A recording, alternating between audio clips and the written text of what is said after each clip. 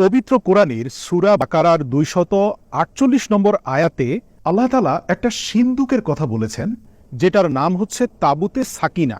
इजराइलियों से मैं इतना कह दूं कि तुम जितना भी जुल्म उठा लो, ताबूत सकीना तुम्हारे हाथ में नहीं आएगा। ताबूत सकीना क्या है? ताबूत सकीना की क्या हकीकत है? A sacred box to hold these tablets of the commandments. It's called the Ark of the Covenant.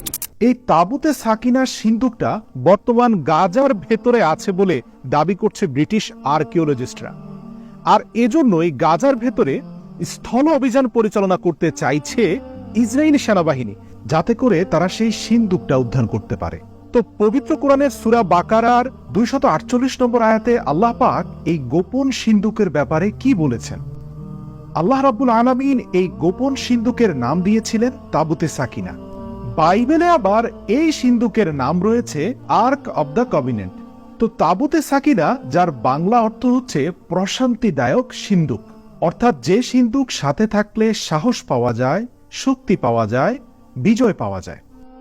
এই সিন্দুকটা আসলে আসলো কোথা থেকে, বা পবিত্র কোরআন যে সিন্দুকটার কথা বলছে এর অতীত ইতিহাস কি আমরা কি জানি? ইতিহাস থেকে জানা যায়, হযরত আদম আলাইহিস সালাম যখন জান্নাত থেকে পৃথিবীতে আসেন, তখন আল্লাহ রাব্বুল আলামিন আদম আলাইহিস সালামের সাথে এই আর্ক অব দ্য কভিনেন্ট, অর্থাৎ পবিত্র কোরআনে বর্ণিত তাবুতে সাকিনা নামক একটা সিন্দুক জান্নাত থেকে পাঠিয়ে দেন। এই সিন্দুকটা আদম আলাইহিস সালামের সাথে পৃথিবীতে আসে এবং আদম আলাইহিস সালাম যতদিন জীবিত ছিলেন তিনি এই সিন্দুকটা ব্যবহার করতেন গুরুত্বপূর্ণ জিনিস রাখার জন্য। হযরত আদম আলাইহিস সালামের ইন্তেকালের পর তার প্রিয় পুত্র হযরত শীশ আলাইহিস সালামের কাছে এই সিন্দুক চলে যায়। এভাবে পালাক্রমে হযরত ইদ্রিস আলাইহিস সালাম, তারপর হযরত নূহ আলাইহিস সালাম, এভাবে বংশ পরম্পরায় যেতে যেতে ইব্রাহিম আলাইহিস সালাম হয়ে হযরত ইসরাঈল আলাইহিস সালাম তথা হযরত ইয়াকুব আলাইহিস সালামের কাছে গিয়ে এই সিন্দুকটা পৌঁছায়। আমরা সবাই জানি হযরত ইয়াকুব আলাইহিস সালামের আরেক নাম ছিল ইসরাঈল। প্রিয় দর্শক, বনি ইসরাঈল এবং ইয়াহুদি এরা কি একই? আমরা জানি হযরত ইয়াকুব আলাইহিস সালামের অপর নাম ইসরাঈল, যার কারণে ইয়াকুবের সকল সন্তানরাই হচ্ছে বনি ইসরাঈল। কিন্তু ইয়াহুদি এটা আসলে কি? সকল বনি ইসরাঈল মানে কি ইয়াহুদি? না, সকল ইয়াহুদি মানে বনি ইসরাঈলি, কিন্তু সকল বনি ইসরাঈলি ইয়াহুদি নয়। এটা বোঝার জন্য আপনাকে একটু ইতিহাস জানতে হবে। সংক্ষেপে বলছি, হযরত ইয়াকুব আলাইহিস সালামের এক স্ত্রীর 7 জন সন্তান ছিল। আবার হযরত ইয়াকুব আলাইহিস সালামের অন্য আরেকজন স্ত্রীর 2 জন সন্তান ছিল, যার একজনের নাম ইউসুফ, আরেকজনের নাম বিনিয়ামিন। যেই বাকি 7 সন্তান ষড়যন্ত্র করেছিল হযরত ইউসুফ আলাইহিস সালামের বিরুদ্ধে, ওই 7 সন্তানের একজনের নাম ছিল ইয়াহুদা। সেই ইয়াহুদার বংশধররাই বর্তমান ইয়াহুদি। তো তাবুতে সাকিনাটা কিভাবে ইয়াহুদিদের কাছে গেল? প্রিয় দর্শক, হযরত ইয়াকুব আলাইহিস সালামের কাছ থেকে সেই তাবুতে সাকিনা বা আর্ক অব দ্য কভিনেন্ট হযরত ইউসুফ আলাইহিস সালামকে দেওয়া হলেও ভাইরা ষড়যন্ত্র করে সেই তাবুতে সাকিনাটা নিজেদের কাছে কেড়ে নেয়। এবং ইতিহাস থেকে জানা যায় ইউসুফ আলাইহিস সালাম মিশরের প্রধান হওয়ার পরেও তিনি কখনো আর নিজের জন্য তাবুতে সাকিনাটা দাবি করেননি, বরং তাবুতে সাকিনাটা রয়ে যায় অন্য 7 ভাই যারা ষড়যন্ত্র করেছিল তাদের একজন ইয়াহুদার কাছে, এবং তারপরে সেই পালাক্রমে ইয়াহুদি জাতির কাছে তাবুতে সাকিনাটা রয়ে যায়। তো এই তাবুতে সাকিনাটা আবার হযরত মুসা আলাইহিস সালামের হাতে পৌঁছায় এবং হযরত মুসা আলাইহিস সালাম ইয়াহুদি জাতিকে এই তাবুতে সাকিনাটা দিয়ে বলেছিল যে তোমরা এটাকে তোমাদের সাথে রাখবে, এটা তোমাদের সাহস এবং শক্তি সঞ্চার করবে। তো পবিত্র কোরআনে যে তাবুতে সাকিনাটার কথা বলা হয়েছে সেখানে মূলত হযরত মুসা আলাইহিস সালাম এবং হযরত হারুন আলাইহিস সালামের অনেক গুরুত্বপূর্ণ জিনিসপত্র ছিল। এবং পবিত্র কোরআনে সূরা বাকারা 248 নম্বর আয়াতে বলা হয়েছে যে নিঃসন্দেহে তোমাদের কাছে আল্লাহ পাকের এক বিশেষ সিন্দুক পৌঁছাবে, যেখানে রয়েছে মুসা হারুনের গুরুত্বপূর্ণ কিছু আসবাবপত্র। তো এই যে তাবুতে সাকিনা, এটা ইয়াহুদি জাতি থেকে দ্বিতীয় ধাপে আবার আমালিকা সম্প্রদায় কেড়ে নিয়ে যায়। কিভাবে কেড়ে নিয়ে যায়? প্রিয় দর্শক, আমি আগের ভিডিওতে আপনাদেরকে বলেছিলাম যে জালুত নামে একটা সম্প্রদায় ছিল যারা মূলত ইসরায়েলিদের উপর অনেক অত্যাচার করেছিল, তাদেরকে আক্রমণ করে তাদের বাড়ি ঘর সব ধ্বংস করে দিয়ে তাদের কাছ থেকে জোর করে এই তাবুতে সাকিনা কেড়ে নিয়ে গিয়েছিল। তো এই যে জালুত সম্প্রদায়, এদের আরেক নাম কিন্তু আমালিকা সম্প্রদায়। তো এই আমালিকা সম্প্রদায় বনি ইসরায়েলিদের কাছ থেকে তাবুতে সাকিনাটা কেড়ে নেওয়ার পরে তারা আসলে খুব একটা শান্তি পাচ্ছিল না।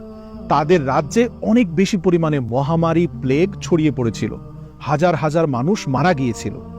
যখন তারা বুঝতে পারলো যে এই যে তাবুতে সাকিনা, আসমানি সিন্দুক, এইটা বনি ইসরায়েলীদের কাছ থেকে তাদের কেড়ে নেওয়া ঠিক হয়নি, তো সাথে সাথে তারা কি করলো, সিদ্ধান্ত নিল যে এটা অন্য কোনো রাজ্যে পাঠিয়ে দাও। কিন্তু বনি ইসরায়েলীদেরকে দেওয়া যাবে না, কারণ বনি ইসরায়েলীদের উপর এই আমালিকা সম্প্রদায়ও কিন্তু বিরক্ত ছিল। এই বনি ইসরায়েলি জাতি তাদের উপরও অনেক অত্যাচার করেছিল অতীত ইতিহাসে। তো এই আমালিকা সম্প্রদায় এই তাবুতে সাকিনাটা তাদের অন্য রাজ্যে পাঠিয়ে দেয়। দেখা যায় সেখানেও আবার প্লেগ মহামারী ছড়িয়ে পড়েছে। এভাবে 6 থেকে 7টি রাজ্যে এই আসমানি সিন্দুক পাঠানো হয়, প্রতিটি রাজ্যে মহামারী ছড়িয়ে পড়ে। তো এই জালুত সম্প্রদায় বুঝতে পারলো এই যে তাবুতে সাকিনা, এটাকে এমন দূরে কোথাও ফেলে আসতে হবে যাতে বনি ইসরায়েল জাতির হাত না পড়ে, আবার তাদের কাছে থেকে তাদেরও ক্ষতি না হয়। এই জন্য তারা মহিষ চালিত একটা গাড়ির উপরে তাবুতে সাকিনাকে স্থাপন করে এটাকে অজানার উদ্দেশ্যে ছেড়ে দেয়। তারা ভালো করে জানতো যে বনি ইসরায়েল জাতি তাবুতে সাকিনা পেয়ে গেলে তারা শক্তিশালী হবে, কেননা এই তাবুতে সাকিনাটা আল্লাহর তরফ থেকে শুধুমাত্র বনি ইসরায়েল জাতিকে দেওয়া হয়েছিল। তো এইদিকে আল্লাহ পাকের হুকুমে আল্লাহ পাক তাবুতে সাকিনাটা কিন্তু বনি ইসরায়েল জাতিকে আবার পৌঁছে দিলেন। কিভাবে জানেন? জালুত সম্প্রদায় যখন তাবুতে সাকিনাকে মহিষ চালিত গাড়ির উপরে স্থাপন করে এটাকে অজানার উদ্দেশ্যে ছেড়ে দেয়, মহিষ সেই তাবুতে সাকিনাটাকে নিয়ে তারা আবার বনি ইসরায়েলীদের কাছে পৌঁছে দেয়।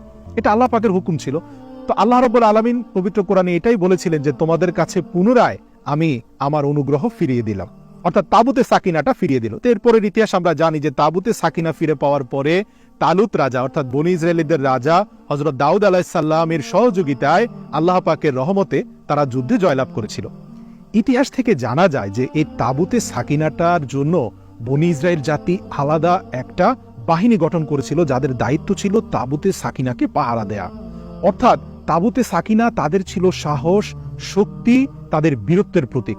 তারা যখন যুদ্ধে যেত সবার সামনে তাবুতে সাকিনা বহন করে নিয়ে যেত 4 থেকে 8 জন সেনাবাহিনী, এবং এই তাবুতে সাকিনার দিকে তাকিয়ে তারা অনেক শক্তি আর সাহস সঞ্চার করত এবং তারা যুদ্ধে জয়লাভ করত।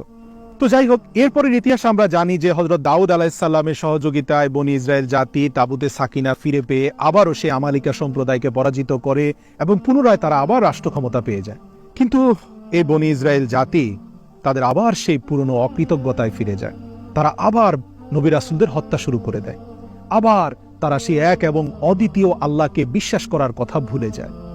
তো বনি ইসরায়েল জাতি আল্লাহ পাকের এত নেয়ামত পেয়ে যখন তারা আল্লাহকে ভুলে গেল, এবং দেখা গেল হযরত সুলাইমান আলাইহিস সালাম পৃথিবী থেকে বিদায় নেওয়ার পরে তারা পুনরায় আবার তাদের কাছে পাঠানো আল্লাহর তরফ থেকে 2 জন নবী, হযরত জাকারিয়া আলাইহিস সালাম এবং তার সন্তান হযরত ইয়াহইয়া আলাইহিস সালাম, এদের 2 জনকে হত্যা করলো।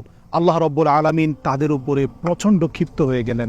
আল্লাহ পাক রাগান্বিত হলেন এবং যার ফলশ্রুতিতে ইয়াকের আরেকজন বাদশাহ বক্তে নসরকে দিয়ে আল্লাহ তাআলা আবার পুনরায় বনি ইসরায়েলি জাতিকে লাঞ্ছিত করলেন এবং তাদের লক্ষ লক্ষ মানুষকে হত্যা করা হয়েছিল।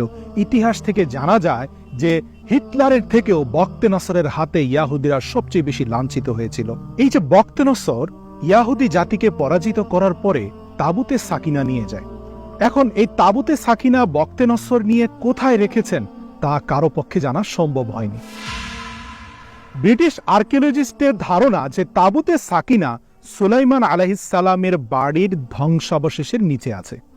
এই বর্তমান ইসরায়েলের দখল করা ফিলিস্তিনের ভূমিতেও কিন্তু সুলাইমান আলাইহিস সালামের বাড়ির ধ্বংসাবশেষ নেই, সেটা কিন্তু ফিলিস্তিনের ভূমিতে আছে। এবং ব্রিটিশ আর্কিওলজিস্টদের ধারণা, অর্থাৎ ব্রিটিশ প্রত্নতত্ত্ববিদদের ধারণা যে সেটা গাজার মধ্যে আছে। আর আপনারা দেখতে পাচ্ছেন যে গত 1 মাস থেকে কিভাবে আকাশ থেকে বোমা বর্ষণ করে নিরীহ অসহায় মানুষদেরকে হত্যা করছে দখলদার ইসরায়েল। আমরা দেখেছি ইতিমধ্যে গাজার 80 থেকে 90% বহুতল বিল্ডিংগুলো মাটির সাথে মিশে গিয়েছে, আর এখন তারা স্থল অভিযানের দিকে যাচ্ছে।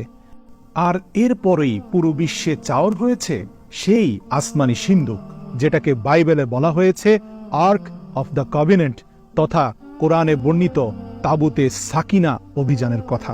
অর্থাৎ ধারণা করা হচ্ছে যে এই যে তাবুতে সাকিনা, সেটা নিশ্চয়ই গাজার ভেতরে রয়েছে। আল্লাহ ভালো জানেন, তবে তাবুতে সাকিনাটা গাজার মানুষের কাছে থাকার কারণেই গাজাবাসীদেরকে ইসরায়েল পৃথিবীর শক্তিশালী সেনাবাহিনী নিয়েও পরাজিত করতে পারছে না বলে ধারণা করছে অনেক কট্টরপন্থী ইয়াহুদি হুইট উইং এর প্রধান তিনিও দাবি করেছিলেন যে তাবুতে সাকিনা ফিলিস্তিনের কাছে আছে এবং ফিলিস্তিন সেটা প্রকাশ করছে না, যার কারণে তাদেরকে পরাজিত করা যাচ্ছে না। এত দুর্বল একটা সেনাবাহিনীর বিরুদ্ধে বছরের পর বছর যুদ্ধ করেও তাদেরকে কোনোভাবে পরাজিত করা যাচ্ছে না। আল্লাহ ভালো জানেন, তবে তাবুতে সাকিনা কোথায় রয়েছে এটা কারো পক্ষে সঠিকভাবে বলা সম্ভব নয়। তবে কিয়ামতের পূর্বে তাবুতে সাকিনা অবশ্যই প্রকাশিত হবে। ইসরায়েলিদের ধারণা যে তারাই তাবুতে সাকিনার আসল মালিক এবং এটা শুধুমাত্র তাদের কাছেই থাকবে। কিন্তু আমরা ইতিহাস থেকে জানি যারা এক এবং অদ্বিতীয় আল্লাহর কনসেপ্টে বিশ্বাস করে শুধুমাত্র আল্লাহ পাক তাদেরকেই তাবুতে সাকিনা দিয়ে সাহায্য করেন। আর যখনই তারা এক এবং অদ্বিতীয় আল্লাহর এই কনসেপ্ট থেকে দূরে সরে যায় তখন আল্লাহ আবার তাদের কাছ থেকে তাবুতে সাকিনা কেড়ে নিয়ে যায়। তবে একটা কথা সত্য, যে আল্লাহ তাবুতে সাকিনা দিয়ে দুর্বল ইসরায়েলিদেরকে সাহায্য করেছিলেন জালিমদের হাত থেকে, সে আল্লাহ রব্বুল আলামিন কিন্তু এখনো রয়েছেন এবং তিনি সবকিছু দেখছেন। তিনি তাবুতে সাকিনা দিয়েও সাহায্য করতে পারেন, তাবুতে সাকিনা ছাড়াও সাহায্য করতে পারেন।